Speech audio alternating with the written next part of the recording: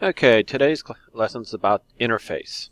Okay, and Java provides an interface class. And if you remember, yesterday we talked about abstract classes, where some of the methods have code and some of the methods are not, and they're just declared with a semicolon.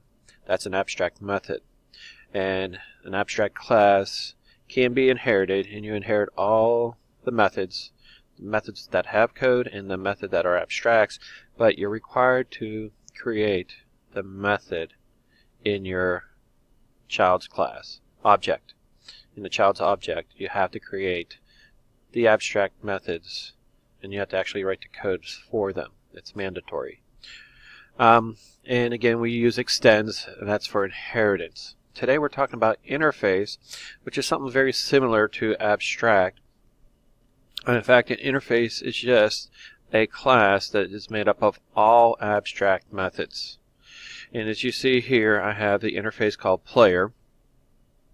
And let's say I am a software developer and I'm developing this program, and I have a bunch of programmers working for me, and I go, okay, I want my game to have many players, and I want the players to move, speak, and have weapons. Okay, some type of weapons for self-defense.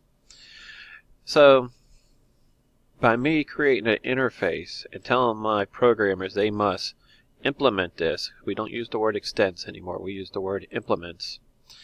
That requires them to have a move, speak, and weapon inside of their player. Okay, so maybe one programmer is creating a class called Ninja. Okay, so again, we don't have to use the word abstract, because since it is an interface, it's considered to be all abstract by default. So we don't have to use the word abstract for the interface. But you remember, with the abstract classes, you have to use the keyword abstract. Okay, so I create a ninja, which is a player of the game. And notice I use the keyword implements right here. Okay, and all that does is say, hey, I must implement player, and all the methods in player, move, speak, and weapon, must be found in Ninja, which I went ahead and created them. I have a move, which is stealth. I have a speak, which is Japanese, and I have a weapon, which is nunchucks. Okay, and I'm required to have these methods with the code because I implemented players. Okay, and you can actually implement more than one class. You remember, with inheritance, you can only extend one class. With interface, you can implement more than one class. Okay, but you're required to have, every class that you implement, you're required to have methods created from that interface. So interface is just a way of making sure people have those methods inside their classes when they create something. Okay, so let's go ahead to game, and I create a ninja warrior equals new ninja, and I went ahead and go ahead warrior speak, and we'll go ahead and run it. Process is complete, and Japanese comes out. And if you remember, that's what I programmed, Japanese. And I could do that for all my classes. Warrior dot move. Okay, go ahead and run it, and Japanese and stealth comes out. Okay, and I can run all my methods the same way. Notice it's all in the warrior object. It has all these methods in it. Okay, it's an object of the ninja class, and the warrior object has speak, move, and it had the other one, weapon. Okay, so let's just go ahead, warrior dot weapon, and again run it, and all three methods should work, which is nunchucks. Okay, so again, interface just requires people who use interface, implements an interface, they're required to have those methods in their class, and that's the only reason for interfaces. Again, like a designer, I could go ahead and do all my interfaces, give it to my programmers, and tell the programmers, hey, they must implement my interface, requiring them to have all the features that I want in all the players.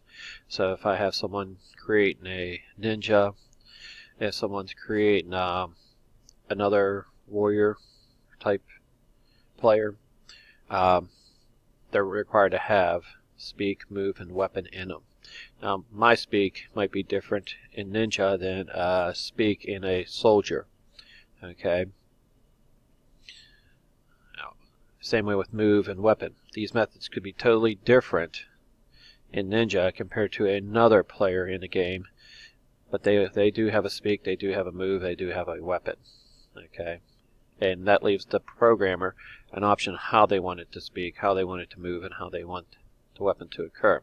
Just to show you cannot create an object of the interface. Let's just try it. I should get an error. We'll just go P1 equals new player. And player is my interface. Okay, I try to implement it, and I'll go ahead and run it, and it should generate an error because I'm trying to create an object of it. And yes, right here, if you saw back, it's